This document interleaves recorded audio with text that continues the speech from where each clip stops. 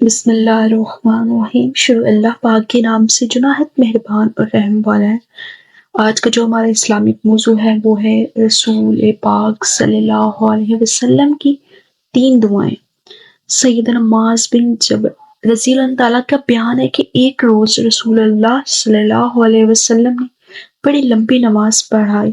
سلام پھیرا تو ہم نے عرض کیا، اے اللہ کے رسول صلی اللہ علیہ وسلم، آج تو بڑی لمبی نماز پڑھائی۔ آپ نے فرمایا، آج تو میں نے امید و بہن کی نماز پڑھائی۔ میں نے اپنی امت کے لیے اللہ تعالیٰ سے 3 دعائیں کی ہیں، وہ 2 تو اس نے قبول فرمائی، ایک البتہ قبول نہیں فرمائی۔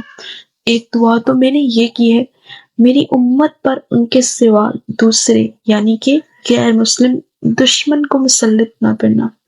میری یہ درخواست اس نے منظور فرمائی۔ دوسری دعا یہ عرض کی، میری امت کو یکبارگی پانی میں غرق نہ کرنا۔ اللہ تعالیٰ نے میری یہ دعا بھی قبول فرمائی۔